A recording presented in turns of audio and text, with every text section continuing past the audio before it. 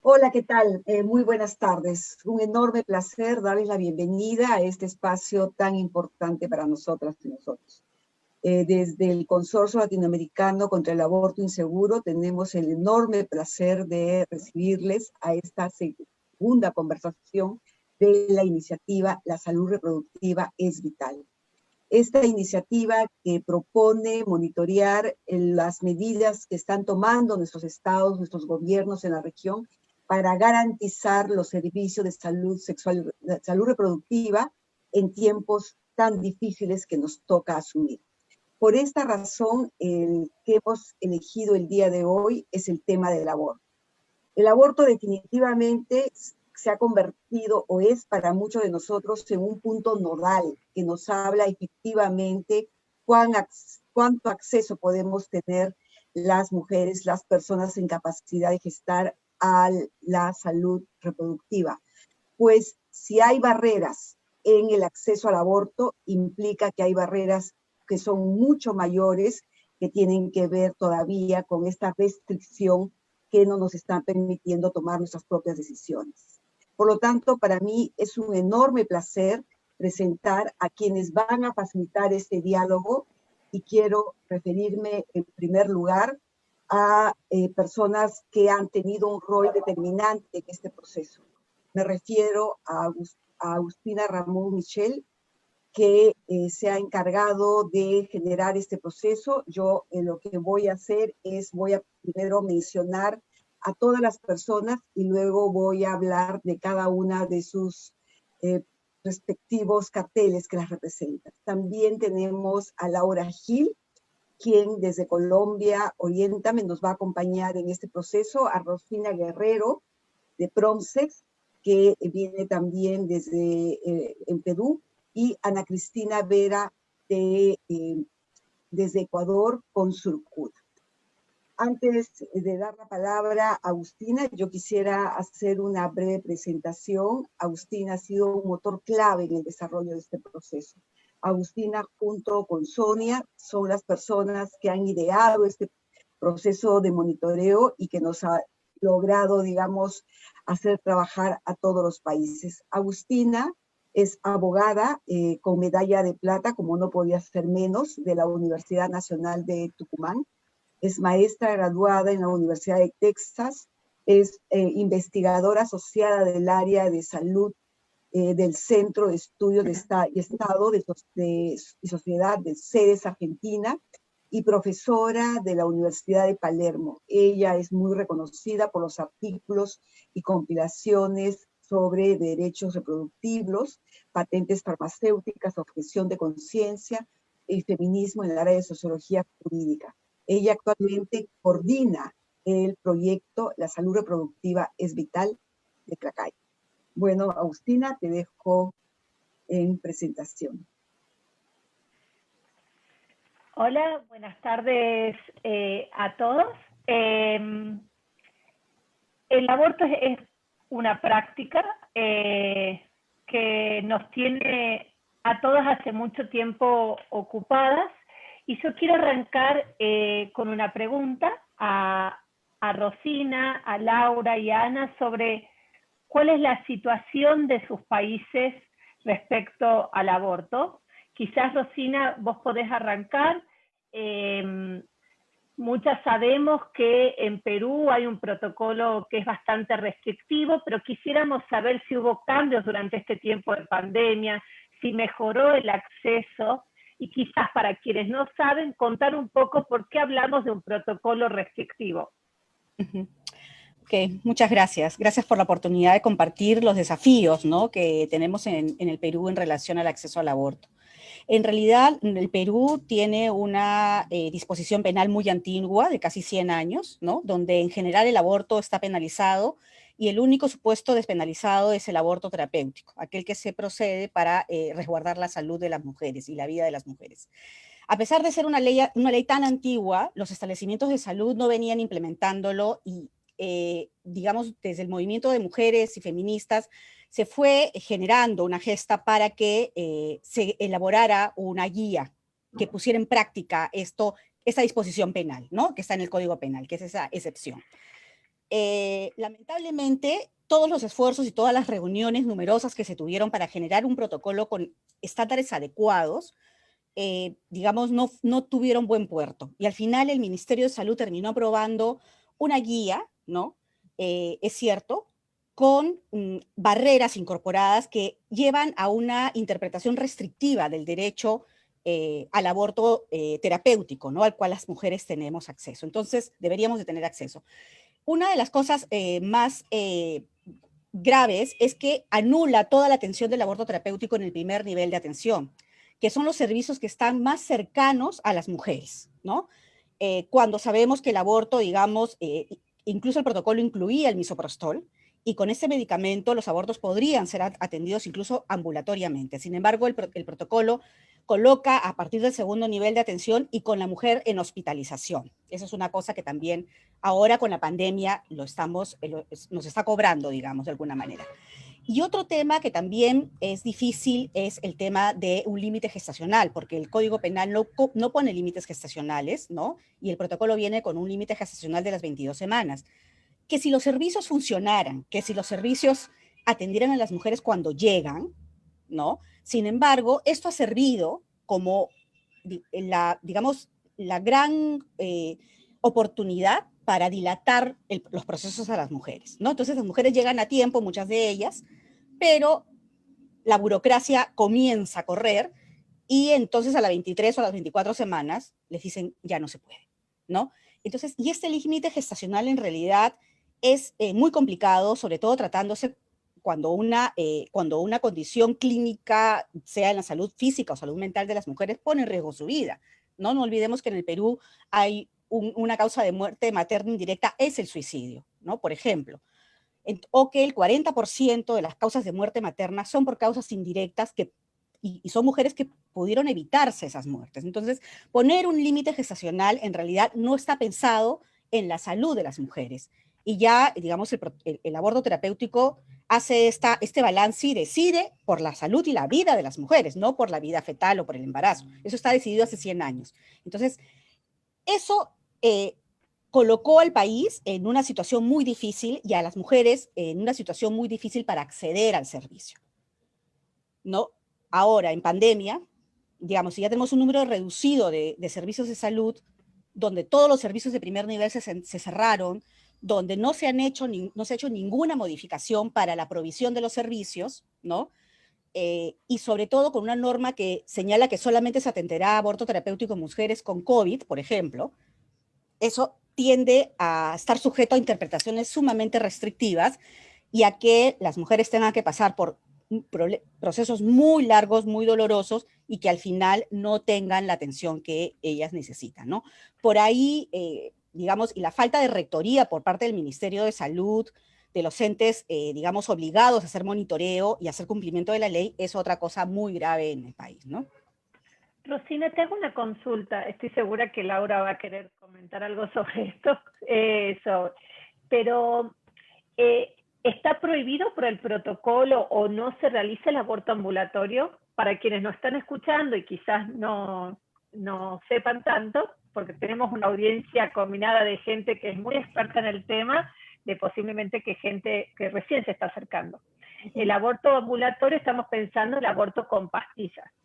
Que en un servicio de salud te prescriban las pastillas o te entreguen las pastillas, típicamente misoprostol, para que uno lo use en su casa. ¿Eso en el Perú se está usando o no?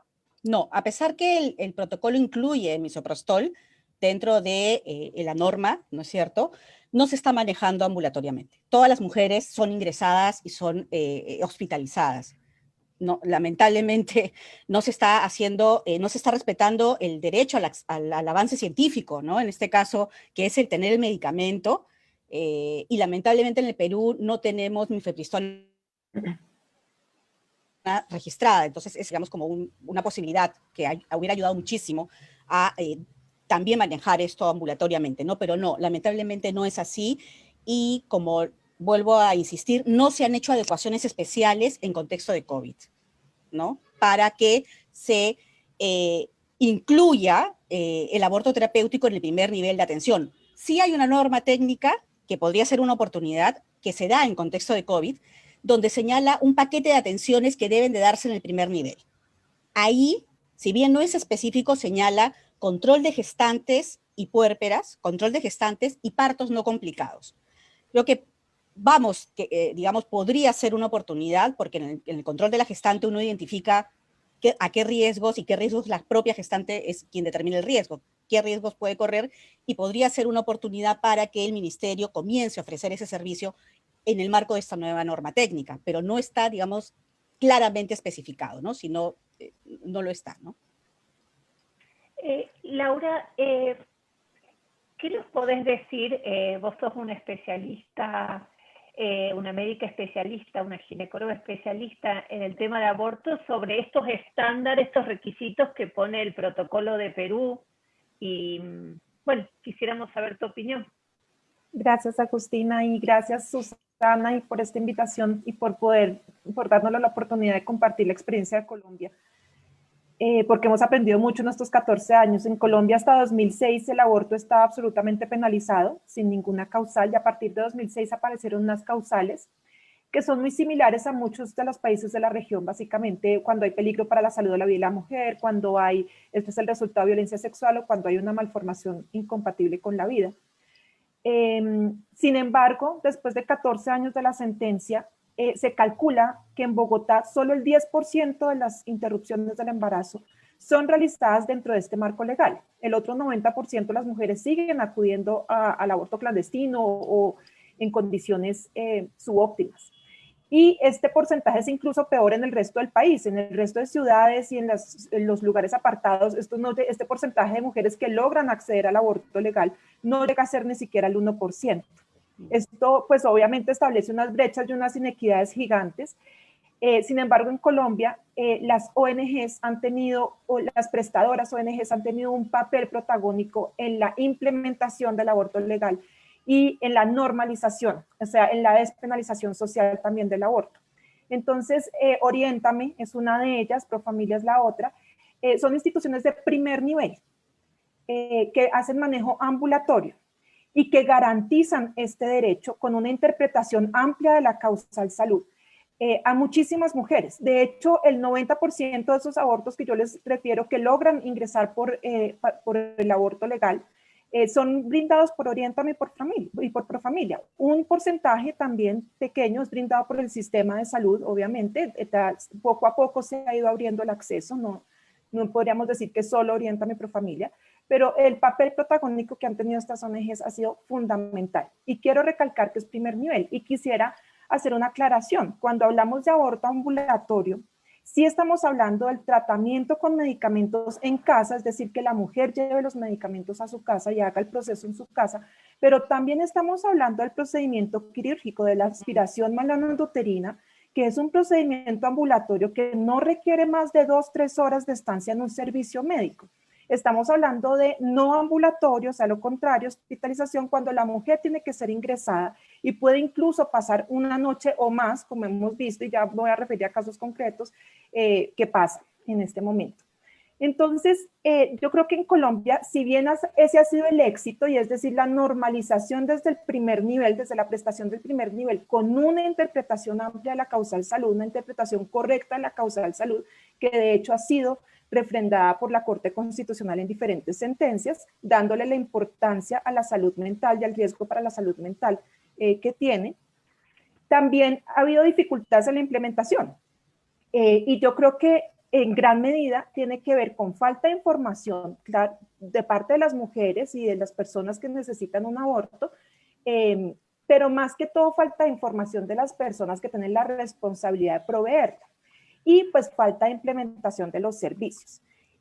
Pero pienso que eso va atravesado o tiene un factor transversal y es la imposición de visiones personales. Nosotros tenemos una legislación muy clara, no tiene vacíos. La sentencia de la Corte Constitucional está basada en los derechos fundamentales y no deja vacíos realmente. Tenemos muy buenos protocolos. A diferencia de lo que sucedió en Perú, los protocolos en Colombia estuvieron guiados básicamente por la evidencia y por los lineamientos de la Organización Mundial de la Salud. Nuestros protocolos están basados en la guía de la OMS, nuestros protocolos no imponen límites de edad gestacional arbitrarios, porque de hecho la Corte Constitucional ha sido clara en decir que no hay límites y los protocolos están de acuerdo con eso y enuncian todos los procedimientos médicos necesarios para realizar la interrupción del embarazo en cualquier edad gestacional. Es decir, podemos sentirnos orgullosos de nuestros protocolos y de las rutas de atención perinatal que se han establecido en el papel. Sin embargo, el hecho de que el aborto todavía sea un delito, porque el aborto está en el Código Penal y simplemente tiene unas excepciones al delito, hace que todas esas visiones personales todavía atraviesen el acceso a los servicios. Es decir, uno puede ver que hay mujeres que no logran acceder al servicio porque hay tanto personas como instituciones abusando del poder, imponiendo requisitos adicionales, trabas, juzgamientos, maltratos que resultan en falta de acceso. También vemos lo mismo que dice Rosina. Aquí las mujeres terminan en hospitales en tercer y cuarto nivel, cuando el primer nivel, de acuerdo con la evidencia y con los protocolos, puede resolver el 90% de los abortos que se requieren en cualquier población, porque el otro 10% va a estar por encima de las 12, 15 semanas y ahí sí se requiere un manejo en un hospital. O de tercero, segundo, tercer, cuarto nivel. Sin embargo, el primer nivel puede resolver el resto y tampoco se necesita un especialista. De hecho, la evidencia y las recomendaciones de la Organización Mundial de la Salud demuestran cómo incluso se pueden delegar funciones en personas que no necesariamente son especialistas, pueden ser médicos generales, o incluso también en personas de profesiones de la salud diferentes a la medicina, como enfermería, obstetricia, de manera segura. Entonces, nuevamente voy a que por más de que haya excelentes causales, que haya excelentes protocolos, mientras el aborto siga siendo un delito, va a haber ese espacio para que se impongan visiones personales que lo único que crean es barreras. Y lo único que hacen es supeditar un derecho, que de hecho muchas veces la Corte ha sido clara en decir que el aborto es un derecho en Colombia, lo supeditan a la opinión de un tercero, es decir, a que el médico o la médica piensan que en efecto existe un riesgo para la salud y eso hace que el derecho no sea un derecho sino un privilegio de quienes lograron acceder a un médico que tenía las cosas claras o a una institución que respetaba los derechos. Y obviamente la salud y los derechos no pueden ser un privilegio de pocas.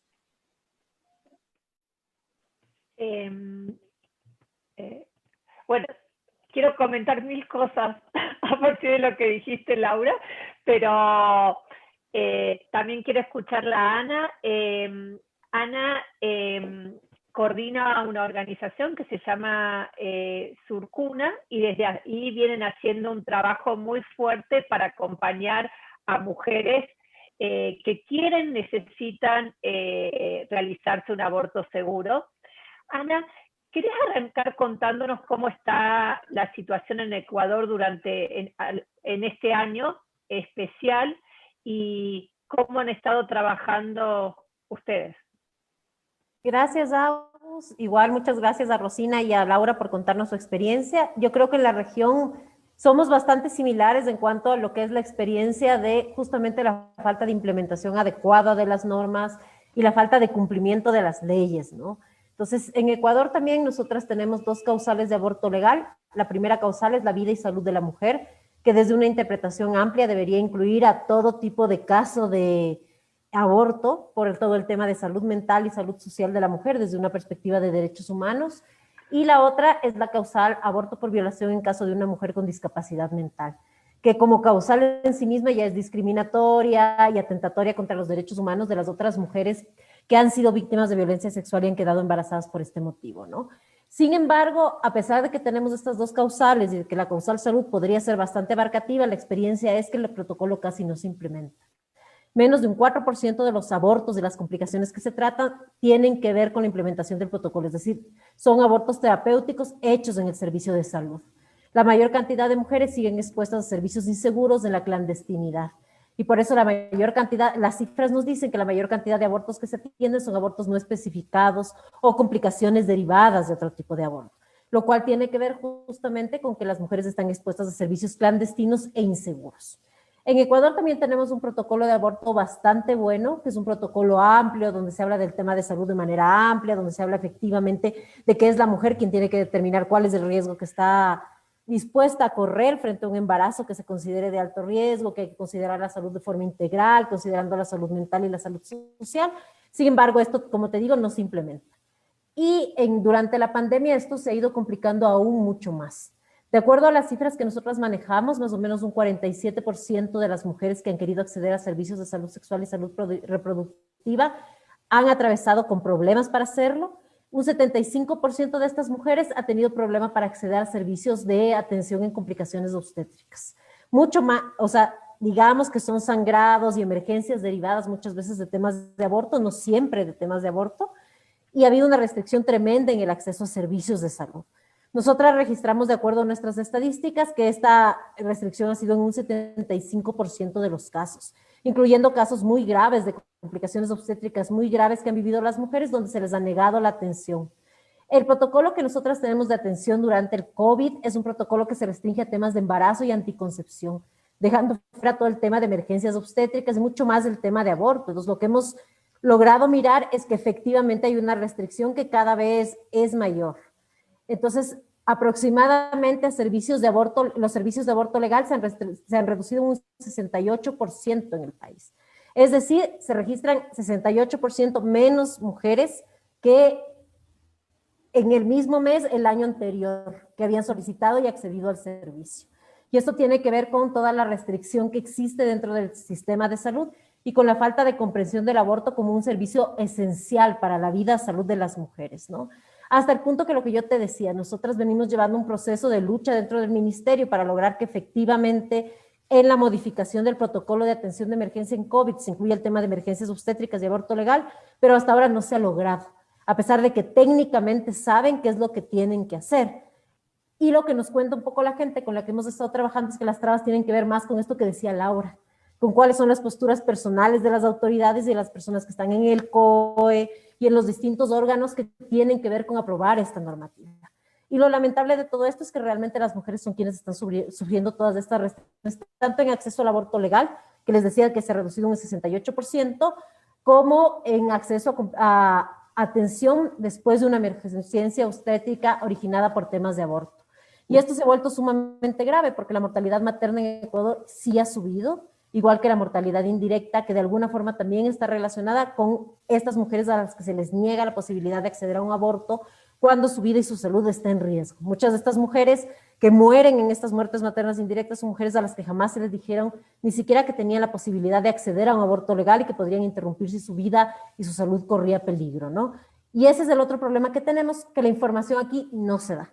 Una mujer puede ir al servicio de salud y si ella no es quien pide el aborto, jamás le van a decir que tiene derecho a hacerse un aborto por causal salud, por causal vida o por causal violación cuando tenga discapacidad mental. Jamás les dicen, entonces ellas no lo piden, aun cuando sea lo que desean. Y eso vuelve a hacer que se repita este ciclo donde la clandestinidad y el aborto inseguro es el lugar donde van. Quiero aportar un último dato como para cerrar un poquito esto de la situación de Ecuador. Y es que a pesar de que en el servicio de salud se han reducido las estadísticas de mujeres atendidas por complicaciones obstétricas o por temas de aborto legal, como ya les decía, en el primer caso en un 44% y en el segundo en un 68%, lo que sí se ha visto es que las redes de acompañantes de abortos en el Ecuador han duplicado o triplicado la atención a mujeres. Por ejemplo, en el caso de la red de acompañamiento en aborto, las comadres, ellas están reportando 3 veces más atenciones de las que tenían hasta este mes el año pasado. Y eso quiere decir que efectivamente las mujeres están abortando. Por suerte, muchas están llegando a las redes feministas de acompañamiento donde se hacen estos procesos ambulatorios con acompañamientos adecuados, pero muchas otras seguramente no. Y esto lo que nos dice es que el servicio de salud pública está ejerciendo barreras muy graves para la vida y salud de las mujeres y está impidiendo de manera sistemática el acceso a un servicio tan esencial como es el servicio de aborto legal, como el servicio de atención a complicaciones obstétricas. Lo que sí no ha parado en Ecuador, y esto también es lamentable, es la criminalización. A pesar del contexto de COVID, lo que sí vemos que es efectivo es que cuando una mujer llega a un servicio de salud buscando atención por un tema de aborto, muchas sí son reportadas. Eso sí no deja de salir en las noticias y de ser contado. Entonces, eso es lo que nos preocupa también. No se brinda el servicio de manera integral, se está negando atención a un montón de mujeres, hay mujeres que han tenido pérdidas a razón de esta negación de la atención cuando tienen sangrados o emergencias, Sin embargo, al momento de judicializar a mujeres, por ejemplo, que llegan con misoprostol o que simplemente llegan con sangrados, es súper efectivo el servicio. Y eso también es algo que se está mirando en la pandemia y que es muy lamentable. Ana, y no hay, ¿cómo es la relación entre lo que se ha dado a llamar el sistema informal? Es decir, esta red de mujeres, esta red de feministas, la mayoría de las veces, que acompañan a otras mujeres, adolescentes, a interrumpir de manera segura sus embarazos, generalmente con misoprostol, con el sistema formal de salud. ¿Es una relación a veces buena? ¿Es en general mala? ¿Ves algún tipo de sinergia, de alianzas? Bueno, verás, en general esa es una relación que yo creo que está muy poco explorada en realidad. Las comadres hacen como todo este acompañamiento acompañadas de profesionales de la salud que están a favor del derecho a decidir y que son como un soporte técnico en caso de que hayan complicaciones. Igual hay un mapeo, o sea, suelen trabajar con mapeos de hospitales y de otros tipos de instituciones de salud donde se puede remitir de forma segura a las mujeres para evitar sobre todo temas de criminalización si llegaran a tener una complicación. Pero un trabajo en sí mismo con el sistema de salud pública no existe. Dentro del sistema de salud pública también hay lugares donde es mucho más fácil acceder a un aborto, ¿no?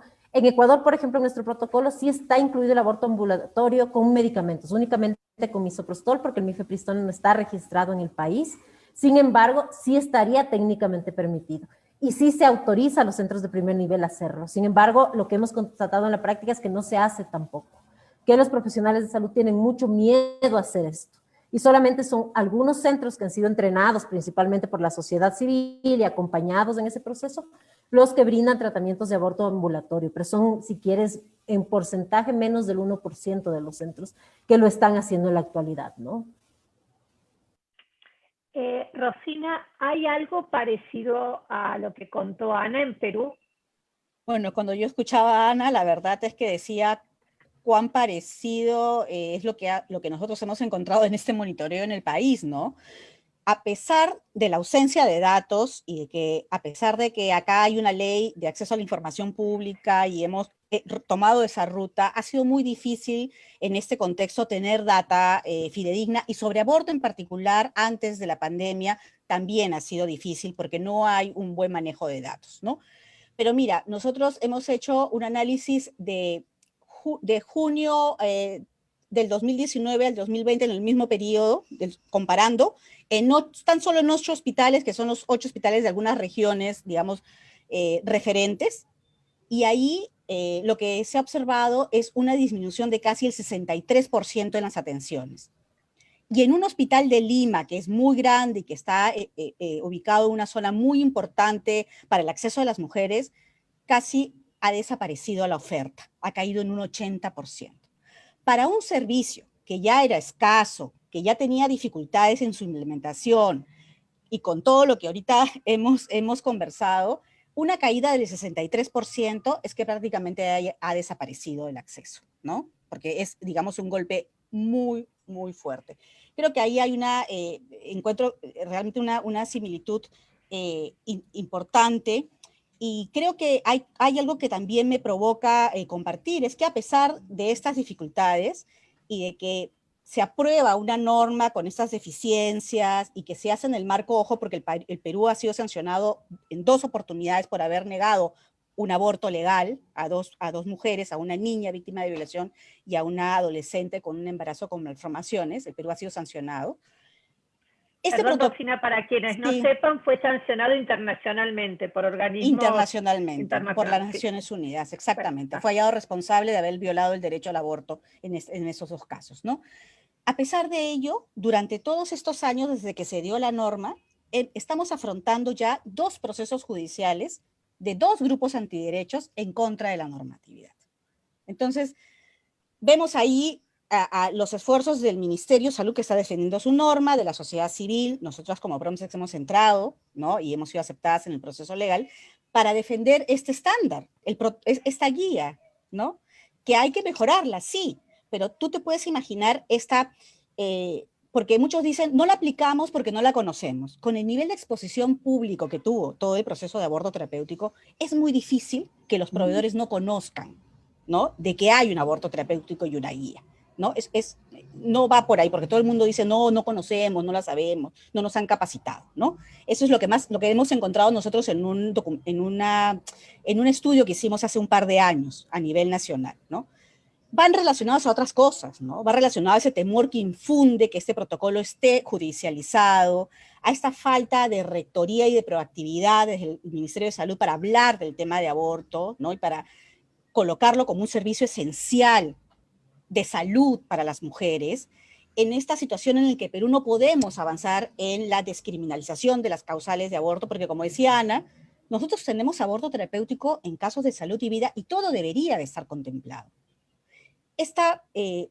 Yo le digo, este mamarracho de ley que tenemos de hace 100 años, que saca aborto por violación y malformaciones, como si esos embarazos no tuvieran un impacto en la salud de las mujeres, ¿no? Entonces desmiembran la integralidad del concepto de la salud, ¿no? Hacen como retazan a las mujeres, ¿no? Y generan este artificio jurídico legal bajo el cual las mujeres nos estamos sometiendo, ¿no? Y que actúan como barreras. Por supuesto que actúan como barreras, ¿no? Entonces, si llega una mujer víctima de violación y su salud está tremendamente afectada y tiene ideación suicida, ¿no? Y ya ha tenido intento de suicidio, entonces tú dices, no, pero es que el embarazo sí está poniéndole en riesgo, es aborto terapéutico y por ahí, pero el aborto por violación está penalizado, entonces, ¿no? Entonces, Tina, y no sé cuál es la tasa de nacidos vivos en niñas y adolescentes, pero te preguntaba, ¿qué pasa con los embarazos de niñas abusadas? ¿Cómo en general responde el sistema? Me imagino que, como comentó Ana, muchas de estas niñas pueden transcurrir parte de su embarazo sin que nadie les diga, tenés la opción de un aborto terapéutico. Contanos si eso es así, pero ¿y cuando lo piden, qué respuestas hay?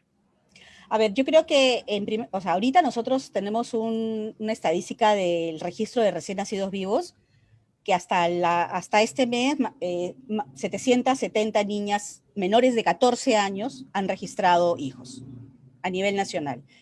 Ello tomando en consideración que tiene que haber un subregistro ya, porque las oficinas de registros vitales han estado cerradas durante la cuarentena, ¿no? Entonces, ahorita se están recibiendo como grandes volúmenes de registros de nacidos vivos que no se fueron registrando durante la cuarentena, ¿no? Entonces, ahí todavía hay que esperar unos meses. Pero yo creo, compañeras, que el caso Camila, que es un caso que recientemente hemos llevado al Comité del Niño, que es parte del esfuerzo de acá, de muchas de compañeras de Ana, especialmente de Surcuna, en el marco de la campaña Niñas No Madres y el golpe regional, muestra lo que pasa con las niñas, ¿no? Las niñas son sometidas durante mucho tiempo a violencia sexual, luego de reiteradas violaciones quedan embarazadas y la familia se entera por el embarazo. La familia se entera de la violación por el embarazo. Estas madres acuden al servicio, llevan a sus hijas al servicio de salud, hacen la denuncia, ¿no? ¿Y qué sucede, no? Hacen la denuncia, entra a la fiscalía y ya en más de un caso que nosotros hemos acompañado, el único objetivo de la fiscal es que la niña no interrumpa el embarazo, ¿no? Ese es el objetivo que se plantea, e incluso en un caso que nosotros tuvimos aquí en Lima que acompañamos, la fiscal quería dar en abandono, que su madre al costado, la madre de la niña al costado, y quería ponerla en abandono para llevarla a un servicio, a un hogar residencial, porque la niña había pedido interrupción del embarazo, ¿no? Pero en este caso, Camila, por ejemplo, su madre solicita la interrupción del embarazo y ella, en cámara Gesell, cuando le preguntan cómo se siente, ella dice, me quiero morir y no quiero este embarazo, porque yo me quiero morir. Ese dicho hace que la fiscal, cuando se entera que ella tiene un aborto espontáneo, le abra proceso judicial y la acuse de aborto y la persiga. Y por otro lado, el servicio de salud no aplica el protocolo de aborto terapéutico y le responde a la madre diciéndole, bueno, ¿sabes qué? Anda, hazte una ecografía afuera, anda donde un médico que diga que tu salud y tu vida de la niña está en riesgo, tráenos todo eso y nosotros vamos a evaluar el caso. Es lo que acá, por lo menos en Argentina, hemos dado en llamar la criminalización de las malas madres. Ah, ¿no? ¿no? De la madre que acompaña a su hija que estaba en una situación de abuso de esa niña. Rosina, una consulta. ¿No hay juicios abiertos de niñas que hayan demandado al Estado por esta situación, por haberles negado? Bueno, nosotros acompañamos, hay casos, nosotros hemos tenido en Perú varios casos donde inclusive la Defensoría del Pueblo ha acompañado estos casos y ha exigido algo que decía Ana, ¿no? Que bajo responsabilidad el servicio de salud tiene que ofrecer aborto terapéutico a las niñas. Eso, ya hay un pronunciamiento clarísimo de la Defensoría del Pueblo y que en estos casos se está vulnerando el derecho a la información, que es un derecho básico en esta situación de las niñas, ¿no? Camila no obtuvo justicia en el país, ¿no? Camila fue encontrada en primera instancia responsable, la condenaron, tuvimos que apoyarla para que apele, una niña quechohablante, andina, con una madre con una discapacidad, o sea, revictimizada en el servicio de salud, etc. Y eso es lo que pasa. Cuando nosotros hemos pedido por acceso a la información sobre el tema de mujeres denunciadas por el supuesto delito de aborto, el tema de adolescentes salta a la vista. El gran número de mujeres que está siendo criminalizada en el país son las niñas y las adolescentes, ¿no? Entonces, a mí me llama bastante la atención eso porque no que me sorprenda, sino, bueno, ya en muchas organizaciones, incluida Clacay, vienen trabajando en niñas no madres, en esa campaña, pero acá en Argentina también pasa a veces cómo algunos casos de niñas que solicitan o necesitan un aborto legal se hacen público, y cómo es el tratamiento, la cantidad de personas que intervienen en esos casos, a veces innecesariamente, yo lo veo como un encarnizamiento, sí, como si todos nos sintiéramos con el derecho a meternos. Por supuesto, no todos sabemos que, pero hay un encarnizamiento. Veo que Laura quiere comentar algo. Y escuchándolas, yo recuerdo cuando en el 2006 salió una nueva ley en Colombia. Yo trabajaba en un hospital privado, y ya habíamos hecho varias interrupciones del embarazo, y más o menos a final de año surgió una niña de 12 años violada por su padrastro, que consultaba con su abuela a un hospital público. Y esta niña, como tú dices, hubo un encarnizamiento porque hasta su nombre apareció en la prensa, y quedó famosa porque fue la primera IVE supuestamente que se hizo en Colombia. Y pues no, realmente fue la primera IVE a una mujer vulnerable, a una niña, una mujer pobre, porque ya en los hospitales privados se estaba haciendo y en las ONGs también. Entonces esto me trae a la mente cómo ha evolucionado, pero para mostrarles un poco la perspectiva, hace poco hubo un caso también en Colombia. Como ya muchas mujeres en Colombia han podido acceder al aborto por protección de su salud mental, como resultado de un embarazo no deseado, porque todos sabemos que la maternidad forzada pone en peligro la salud de las mujeres a corto, a mediano y a largo plazo, no es inmediatamente. Entonces muchas mujeres acceden perfectamente a la IVE, como les comentaba, pero hace poco hubo un caso muy interesante, y es para ejemplificarles cómo nuestro lenguaje patologiza muchas veces el aborto.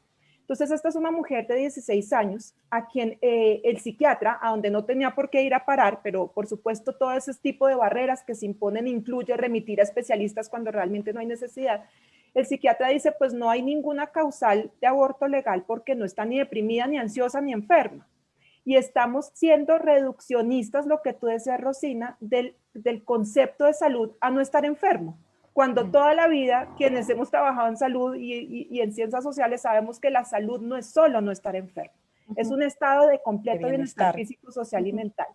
Y este caso es tan triste porque es una mujer que ya había tomado la decisión, una niña que había tomado la decisión junto con su madre, acompañada por su madre, y le dicen que no está dentro de la causal porque no está enferma de nada, porque muchas veces interpretamos la causal salud como que estamos evitando un daño en la salud, o que la salud puede verse afectada. Y sí, muchas veces la salud ya está afectada, como dice Rosina, una niña que en cámara de Gesell dice que se quiere morir, pues claramente está afectada. Pero ¿cómo podemos taparnos los ojos a la realidad de que así no hay una enfermedad mental diagnosticada en esa niña o en esa mujer de depresión, ansiedad? su vida a futuro se afecta. Y esa es su salud social. Es decir, su salud está en riesgo así no esté enferma en este momento. Y esta mujer, después de ese diagnóstico con el psiquiatra, desafortunadamente esto fue desafortunadamente fue una sentencia de revisión de la Corte Constitucional, y dicen, bueno, ella finalmente decidió continuar con la maternidad, precisamente porque entró en ese mismo proceso que está denunciando de alguna manera Rosina, y eso es lo que aquí se llama proceso de restitución de derechos, es decir, llaman a la entidad encargada de proteger los derechos de los niños y le hacen una, no sé, asesoría junto con su madre, siendo que ya no se le estaba violando ningún derecho pues de los niños en ese momento, porque tenía su familia que incluso la apoyaba, no era una víctima de violencia sexual, y le ofrecen dos opciones. Le ofrecen internarse en una casa de cuidado para madres, adolescentes y niños, o darlo en adopción. Y la conclusión es que ella decide continuar el embarazo, como si le hubieran dado las opciones que existían. Entonces es muy triste porque se ven enfrentadas a una cantidad de prejuicios que tienen que tener enfermedad mental, que es mejor continuar el embarazo porque es más riesgoso interrumpirlo, cuando por la evidencia científica sabemos que cualquier interrupción del embarazo es menos riesgosa que el parto y menos riesgosa que asumir una maternidad forzada. Entonces me hace recordar cómo esto va evolucionando, pero que cada vez, como yo digo, las personas son más creativas para imponer más barreras y más conceptos erróneos atravesados por sus visiones personales. Sí, Susana. Sí, yo quería hacer una pregunta solamente aprovechando este tema.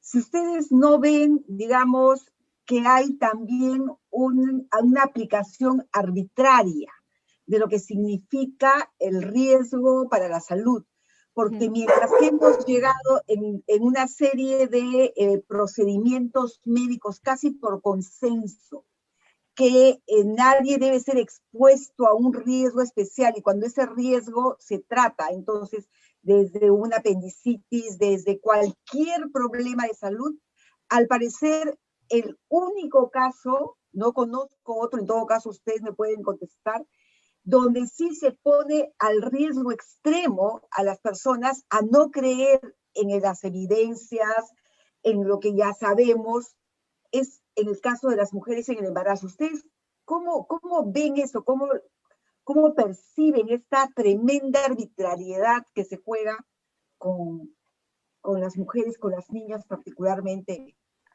¿Ana? Sí, bueno, yo quería un poco siguiendo la línea que han estado Rosina y Laura, y también contestando un poco lo que pregunta Susana, decir que efectivamente lo que estamos viendo es un absoluto autoritarismo frente a nuestras vidas y a nuestra salud, donde realmente el riesgo que corramos ya no importa. No importa cuál sea la vulneración, no importa cuál sea el riesgo, porque lo que tenemos que hacer es cumplir casi mecánicamente la obligación de ser instrumentos de reproducción, no personas con dignidad humana. Y esto es lo que se mira en los casos de las mujeres, pero también los de las niñas, que es absolutamente cruel y perverso. Aquí en Ecuador pasa exactamente lo mismo. Las niñas que han sido embarazadas producto de violencia sexual viven un calvario para poder acceder a procedimientos en salud reproductiva, y mucho más si ellas deciden interrumpir. O sea, se les niega sistemáticamente la información, se les niega sistemáticamente el acceso, se habla de que ellas no son capaces para tomar esas decisiones. Esto de las madres que hablaba un poco Rosina es algo que también pasa. Si la madre es la que apoya, entonces ahí sí hacen un proceso de niñez para ponerla en protección, cuando hemos visto casos donde realmente están en riesgo, que al sistema de salud y al sistema de justicia les importan muy poco las niñas, ¿no? Otro de los fenómenos que tenemos aquí que es muy grave es la judicialización de las madres. Cuando las niñas son inimputables, por ejemplo, son menores de 12 años, niñas de 10, niñas de 11, de 12, e incluso de 14, donde ya podrían de alguna forma ser imputadas, lo que sucede es que se impone la responsabilidad penal a la madre que está acompañando a la niña, como que hubiera obligado a la niña a abortar. Y desde el sistema penal también existe este criterio que decía Susana, que es súper arbitrario. A veces es aborto no consentido porque le obligó a alguien que sí tenía voluntad y capacidad de consentir, por ejemplo, y a veces es aborto no consentido, ¿no? Usan hasta los tipos penales de manera súper arbitraria para criminalizar a las madres, extendiendo incluso la responsabilidad penal a algo que no es posible, porque la responsabilidad penal es individual, que viola todos los derechos básicos del derecho penal, si quieren, clásico. Sin embargo, en estos casos hay mujeres, madres de niñas que las han acompañado a servicios de salud por emergencias obstétricas y que han sido condenadas por aborto, por ejemplo, como que ellas hubieran obligado a la niña a abortar, o incluso como que ellas hubieran sido la niña, porque con el aborto consentido lo que se plantea es casi que ellas son las que cometieron el delito en su cuerpo, ¿no? Una locura absoluta. Y esto que mencionaba Rosina es algo que también se ve constantemente. O sea, que le quieran quitar la niña a la mujer que apoya el proceso de denuncia, a la mujer que solicita el aborto, a la mujer que apoya el aborto para su hija, por ejemplo, es muy común, muy, muy común. Hay además un ejercicio de maternización de las niñas desde los servicios de salud, de trabajar con ellas, de decirles lo lindo que es ser mamás, de tratarlas como señoras, además de irles siempre dando como herramientas que les hagan y les obliguen a decidir quedarse con los bebés. Y esto es muy duro, porque se ve constantemente. Y yo creo que tiene mucho que ver con lo que decía Susana, el riesgo para nosotras no es importante, la evidencia científica no es importante. Si dicen que una niña tiene 5 veces más probabilidad de morir en un parto, no es importante, tiene que continuar porque somos más vistas como objetos de reproducción que como personas con dignidad humana. Y eso es lo que está muchas veces en debate en el tema de aborto. ¿Qué tipo de personas son las que estamos accediendo al servicio y por qué se nos niega sistemáticamente, me parece, ¿no? Y creo que eso es importante decirlo también. Y aquí en Ecuador al menos jamás hay información, Agustina, jamás. O sea, incluso si las niñas piden el aborto, aún así tienen un montón de trabas para que les digan efectivamente si podrías, tienes que hacer esto, de esta forma se tiene que proceder, lo cual también dificulta un montón que ellas puedan acceder. Y va a depender del tipo de trabas que ponga cada establecimiento de salud. Por ejemplo, nuestra guía no establece comités de bioética. Sin embargo, en todos los establecimientos de salud hacen los comités terapéuticos de bioética para como resguardar su opinión, pero en realidad establecer muchas barreras de acceso. Y desde el ministerio no hay ningún control. La guía dice, en 6 días desde que se solicita el aborto tiene que realizarse. Yo no he visto nunca que un aborto legal se haga menos de 3 semanas de solicitar. Y se hacen 3 semanas cuando estamos nosotras como sociedad civil, con otras organizaciones que acompañan a las mujeres y a las niñas, encima del servicio. Lo cual también es complicado porque no nos enteramos de todos los casos y no podemos acompañar a todas las mujeres. Y debería ser el Estado el que responda de manera adecuada, sin necesidad de que haya estos seguimientos, ¿no? Entonces, por supuesto que es absolutamente arbitrario el criterio en todo nivel y que se nos obliga a soportar riesgos que no serían aceptables en ningún otro tipo, si quieres, de evento médico. Yo creo que ese es uno de los grandes problemas de las causales. Lo que vos señalaste, Susana, y ahora confirma Ana, que las causales dejan espacio a la arbitrariedad. Porque uno podría pensar que cierto margen de discreción siempre hay. En cualquier ley, en cualquier aplicación, cualquier persona que tiene que ofrecer servicios públicos a otra, tiene que tener un pequeño margen de discreción porque hay tantos casos como personas. Sin embargo, lo que vemos en la aplicación de las causales es que deja un espacio amplísimo para lo que hoy ya no sabemos qué es la arbitrariedad médica. Entonces, eso es uno de los grandes problemas de las causales y si bien, por ejemplo, en Argentina, también cuenta Laura, en Colombia hemos podido avanzar muchísimo a fuerza de instalar e insistir cómo tiene que interpretarse la causal salud, que no es nada extraordinario, nosotros decimos, tomemos el concepto que nuestro derecho, el derecho argentino, dice que es la salud, y por todos lados aparece un derecho a la salud integral. Entonces, ¿por qué en el caso de aborto limitarlo a la salud física, por ejemplo? Pero ese es un gran problema de las causales y de ahí que muchos estemos en procesos de querer reformar o incluso después podemos volver a la estrategia o la iniciativa que está teniendo Colombia ahora de descriminalización total, el pedido de que se despenalice totalmente. Pero yo creo que en parte esto puede haber mala fe, puede haber muchas cosas, pero en parte es porque todavía hay quienes no terminan de entender qué puede significar un embarazo no querido, no deseado. ¿Qué significa para la vida de esa persona? Cuando uno mira los fallos de las Cortes Supremas en el mundo, que hablan sobre aborto, incluso aquellas que reconocen un derecho al aborto, y hacen el ejercicio que en derecho se llama de ponderación. Entonces, en general ponen una serie de derechos de las mujeres y ya sea el derecho a la vida intrauterina o el interés estatal por la vida intrauterina, depende. El problema de esta ponderación en general, y uno lo lee incluso en fallos favorables, es que nunca logran dar con las palabras indicadas para decir qué significa este embarazo no querido, cómo afecta. Entonces siempre es una ponderación para mí que sabe a poco, porque todavía por lo menos los operadores de derecho no logran entender qué significa. Y ahí creo que tiene mucho sentido todos estos relatos de mujeres y niñas y adolescentes, ¿no? Poder a través de las narraciones significar un poco más de los embarazos, porque el lenguaje de derechos es un lenguaje que nos sirve y que lo hemos tratado de introducir en la salud pública. Pero quizás esto de contar historias, que lo venimos haciendo en distintos espacios en la región, pueda llevar poco a poco a poder darle mayor significado a la causal salud. Algo que no dije al inicio es que hay un breve espacio para preguntas, así que les animamos a preguntar, a hacer comentarios, así los tomamos y también se suman de alguna forma a la conversación.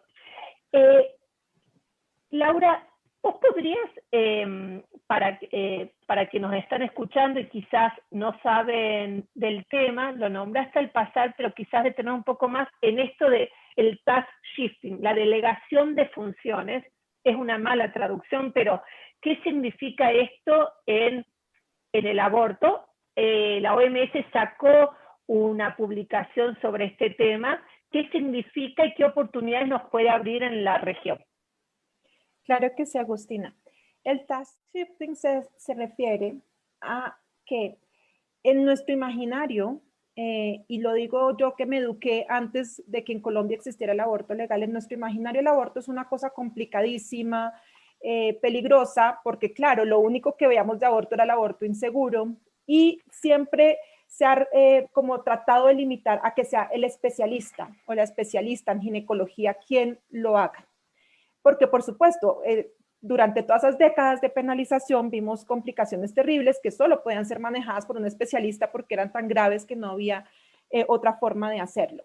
Sin embargo, tenemos que hacer un cambio de visión, porque es que aquí estamos hablando del aborto seguro, estamos hablando de uno de los procedimientos médicos con menor índice de complicaciones en comparación a cualquier otro procedimiento. ¿Esto qué quiere decir?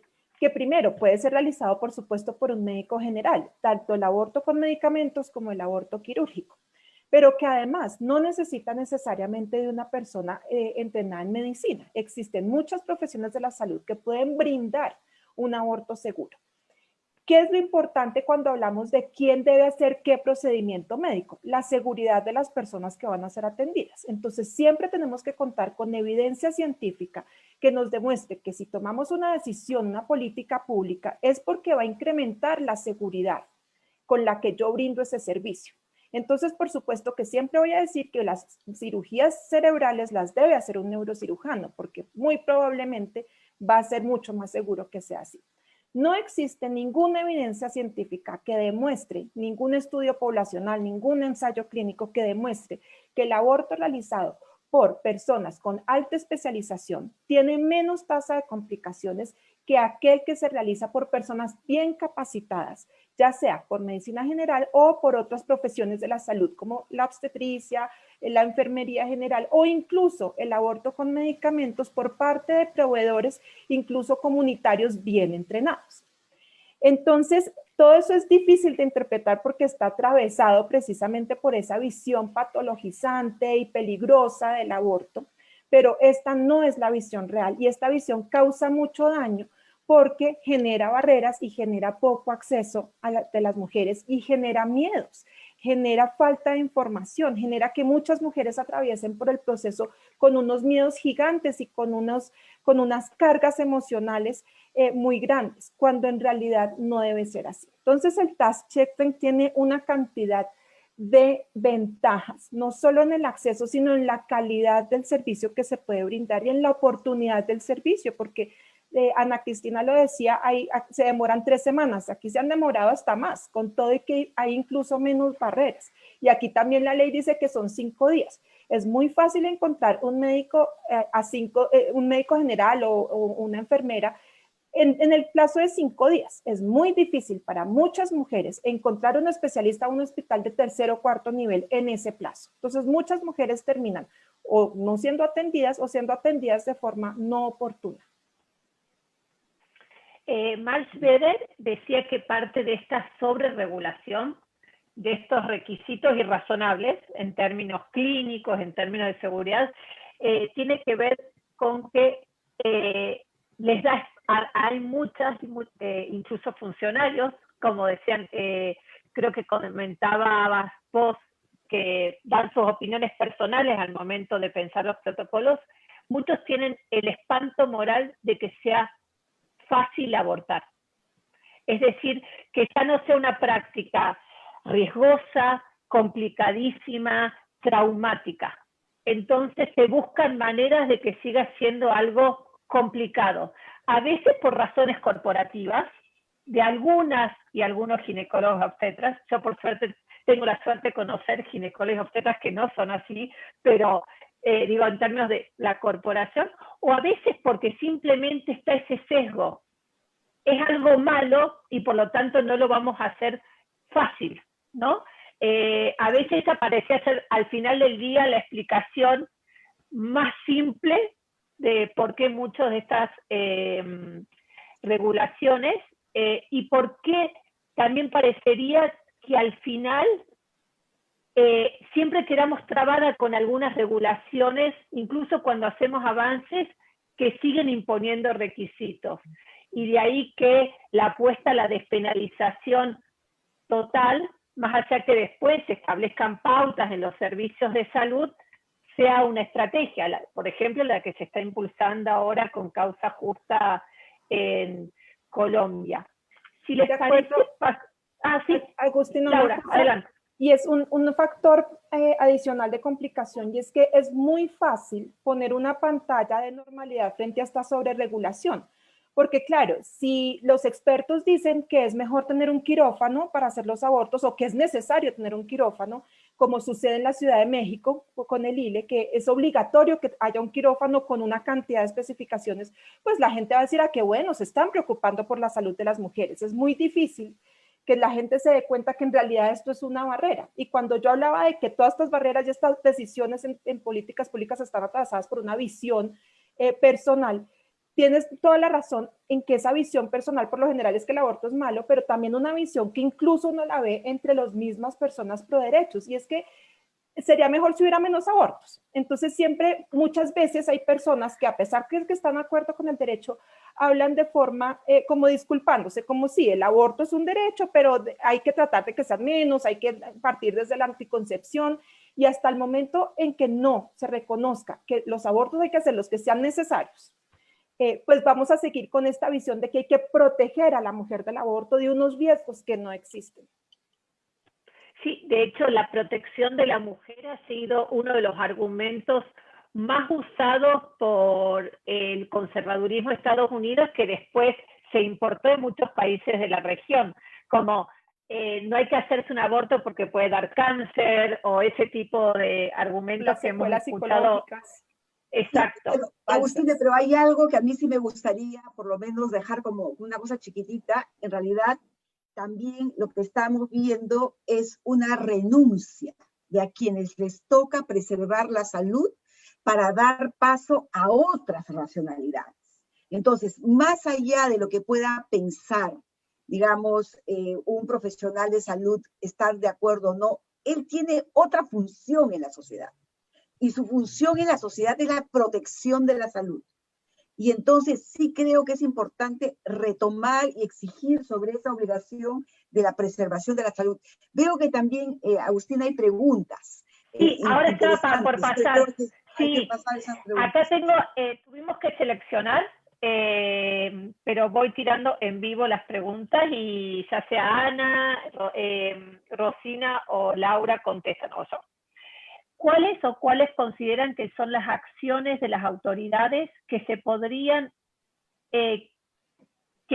ayudar a que las interrupciones se realicen dentro del sistema de salud o en condiciones seguras? Vuelvo a repetir. ¿Cuáles consideran que son las acciones de las autoridades que podrían ayudar a que las interrupciones se realicen en el sistema de salud o que sean más seguras? Acciones concretas, me imagino.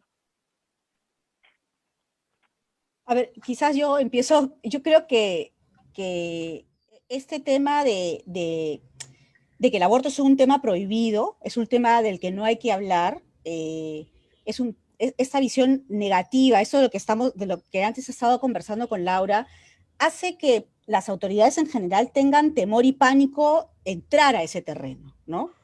Entonces omiten. Muchas de las cosas se hacen porque hacen malas cosas, pero el gran problema es que aquí tenemos un severo problema de omisión de funciones, de que dejan de hacer, ¿no?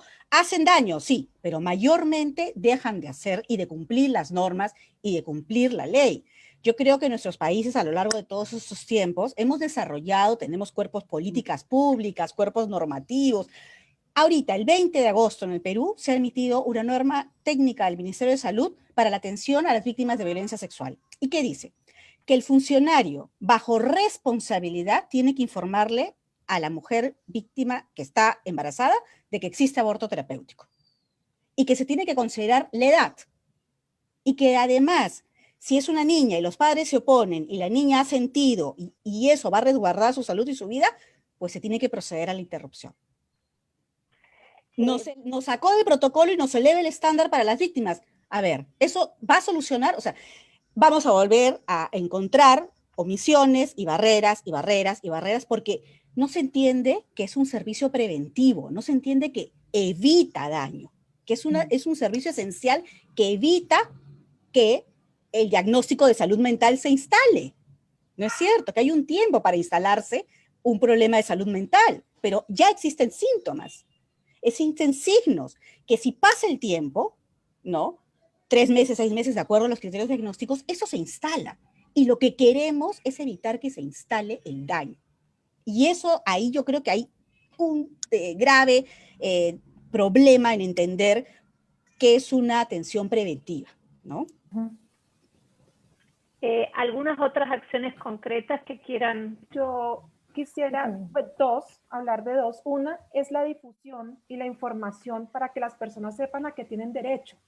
La exigencia y la demanda de los servicios presiona a que las personas exijan y finalmente se tengan que implementar los servicios. Y eso en gran parte ha pasado acá, pues a través de denuncia pública, de demandas de recursos, de imposiciones de recursos de tutelas por violación de derechos fundamentales, es decir, en la medida en que se va presionando la prestación de los servicios de parte de quienes los usan, se puede hacer. Entonces, los organismos o las autoridades pueden hacer mucho informando a las personas. Pero por otro lado, yo siempre he pensado que una de las mejores acciones y las mejores recomendaciones es no tratar de inventarse nuevamente la rueda. Es decir, cuando se están haciendo los protocolos clínicos, no hay por qué tratar de inventarse nuevos, como tú dices, sobre regulaciones, nuevos estándares. Eso ya está hecho. Existe suficiente evidencia científica, existe experiencia. Como por ejemplo aquí cuando se horrorizaron porque Orientam implementó la telemedicina durante la pandemia y decían, pero ¿cómo van a mandar a las mujeres a morirse en la casa? Y no saben que ya la evidencia está probada, que la experiencia también está probada. Llevamos 14 años enviando a las mujeres con tratamiento con medicamentos a sus casas de forma muy segura. Entonces, una de las principales cosas que tienen que hacer las autoridades es guiarse por la evidencia científica y no precisamente por todas esas posiciones personales que incluso pueden ser bien intencionadas. Muchas veces buscan la seguridad de las mujeres, pero si no se basan en estándares científicos, terminan siendo contraproducentes. Yo quisiera solamente aumentar una práctica que creo que es súper importante, además dos, en realidad, de lo que han dicho Rosina y Laura, Yo creo que tiene que haber voluntad política para descriminalizar el aborto completamente. O sea, la única posibilidad de que no sigan habiendo estos problemas es que el aborto deje de ser un delito y que deje de ser abordado desde el sistema penal. Y esta es una obligación de las autoridades, sean cortes constitucionales, o sean legislativo, o sea ejecutivo. Todo el mundo tiene esta responsabilidad, porque además se sabe que el aborto en condiciones de riesgo pone en riesgo la salud, la vida de las mujeres, las somete a torturas, malos tratos. Entonces debería ser algo que hicieran ellos de oficio, en base a sus deberes constitucionales de garantía de derechos humanos de las mujeres y con una postura clara de defensa de estos derechos humanos, ¿no? Creo que ese es un punto importante, además de la información y además de lograr efectivamente que luego se vayan cumpliendo. Y el otro que me parece que es súper importante es el monitoreo adecuado. Aquí en Ecuador, yo te decía, nosotros carecemos de eso. Tenemos un montón de leyes preciosas, si leemos la Constitución, decimos si todo está hecho, es perfecto. ¿Me entiendes? Lee la Ley Orgánica de Erradicación de todas las formas de violencia y tú dices, perfecto. El problema es la implementación. Y la implementación también es una responsabilidad de las autoridades. Tienen que haber indicadores de medición claros, como hay en muchos otros temas, ¿me entiendes? O sea, yo miro en el ministerio y hay un montón de temas, por ejemplo, que están reportando todo el tiempo, que están midiendo todo el tiempo. El tema de aborto tiene que ser tan esencial que tienen que medir efectivamente la implementación, que tienen no solamente que capacitar, que informar, sino ver efectivamente cómo se está haciendo en concreto, porque eso puede mejorar un montón las prácticas y ayudar a disminuir el miedo. Yo creo que la tercera medida es la desestigmatización del aborto en el sentido que tú decías, Agustín. Porque el problema es que todo el mundo tiene miedo al aborto. O sea, tienes miedo de que salga mal, tienes miedo de lo que puede pasar, tienes miedo de que te denuncie. Y creo que desestigmatizar la práctica, planteando claramente que es una práctica muy segura en contextos de legalidad, que protege a las mujeres, quitar este estigma de cuántos abortos tenemos derecho las mujeres y comenzar a plantear el aborto como algo bueno, como algo a lo que tenemos derecho efectivamente las mujeres, puede ayudar efectivamente a que haya una mejor garantía del derecho al aborto, a que los profesionales de salud, por ejemplo, que están a favor, no tengan tanto miedo de decirlo, no tengan tanto miedo de hacerlo, no tengan tanto miedo de resguardar derechos. Y creo que hay que ir generando ese clima también de desestigmatización del aborto. Sobre lo del monitoreo, algo que creo que nos queda mucho por hacer es, bueno, hablaron de la rendición de cuentas, cómo pedirle que hagan rendición de cuentas. Y en general se habla mucho de la rendición de cuentas vertical, es decir, y sancionatoriamente, ¿no? Que eso obviamente hace falta porque hay un estado de impunidad. Como contaba Rosina en el caso de Perú. Por ejemplo, que se sancione un médico que ejerce violencia a una mujer porque pidió un aborto, porque se atrevió a pedir un aborto. Pero también creo que toca trabajar más los mecanismos de rendición de cuentas horizontales. Esto es, en un hospital hubo una demora en resolver un caso o se filtró el nombre de la niña. Bueno, finalmente se resuelve el caso. Pero después, ¿por qué no usar los espacios de Ateneo u otros espacios para horizontalmente pedirse rendición de cuentas, a ver qué pasó? Y no de forma sancionatoria, sino de forma pedagógica, constructiva. ¿Qué podemos hacer? Y no tratando de individualizar responsabilidades. No hace falta que aclare que no estoy en contra de individualizar responsabilidades, sino de que no puede ser la única forma en que vayamos tratando de mejorar las cosas, y quizás ahí podemos hacer aportes, incluso a nuestros estados, para pensar mecanismos de rendición de cuentas, no solamente verticales, sino también horizontales. Se nos acaba el tiempo, nos quedaron muchas preguntas. Yo quiero hacer una aclaración. A nosotros no se nos escapa que esta conversación no representa la situación de toda la región. Difícilmente la situación de Argentina es parecida a la de El Salvador o la de Guatemala o la del Perú con la Ciudad de México, ¿sí? Entonces estos diálogos siempre son muy nutritivos, pero al mismo tiempo son difíciles, porque estamos en la misma región, tenemos puntos en contacto, pero a veces diferencias.